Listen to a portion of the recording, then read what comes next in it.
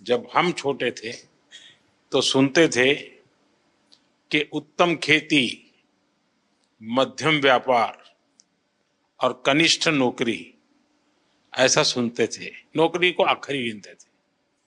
धीरे धीरे समाज की मनस्थिति ऐसी बदल गई कि नौकरी सबसे पहले, पहला काम भाई कहीं मिल जाए, बस सेटल हो जाए, जिंदगी की श्योरिटी हो जाती है।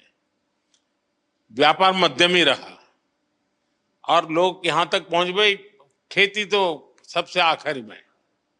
इतना ही नहीं, किसान भी क्या करता है, अगर उसके 3 बेटे हैं तो एक को कहते हैं भाई तू खेती संभालना, 2 को कहते हैं तुम जाओ भाई कहीं रोजी रोटी कमाओ। ये अब आपको ये जो मध्यम वाला विषय है कि व्यापार को हमेशा मध्यम माना गया है, लेकिन आज भारत का युवा, उसके पास जो एंटरप्रेन्योर स्किल है, अगर उसको हैंड होल्डिंग हो जाए, थोड़ी उसको मदद मिल जाए, तो बहुत बड़े परिणाम लाता है। और इस मुद्रा योजना में किसी सरकार के लिए भी ये आंख खोलने वाला विषय है। ये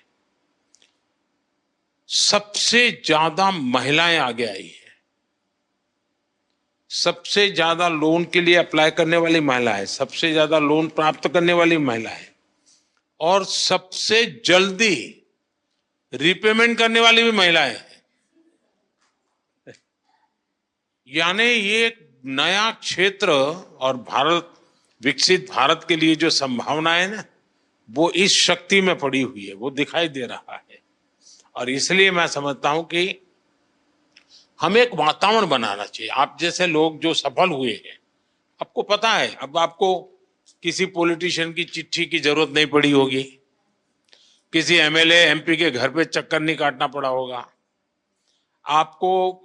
मेरा विश्वास है किसी को 1 रुपया भी देना नहीं पड़ा होगा, और बिना गारंटी को आपको पैसा मिलना, और एक बार पैसा आए तो उसका सदुपयोग करना, ये अपने आप में आपके जीवन में भी एक डिसिप्लिन ले आता है। वरना किसी को लगेगा यार ले लिया है, चलो अब दूसरे शहर में चले जाए, कहां ढूंढता रहेगा वो बैंक वाला। ये जीवन को बनाने का एक अवसर देता है। और मैं चाहता हूं कि मेरे देश के नौजवान ज्यादा से ज्यादा इस क्षेत्र में आए। आप देखिए, 33 लाख करोड़ रुपया ये देश के लोगों को बिना गारंटी दे दिए गए हैं। आप अखबार में तो पढ़ते हो अमीरों की सरकार है, हैं?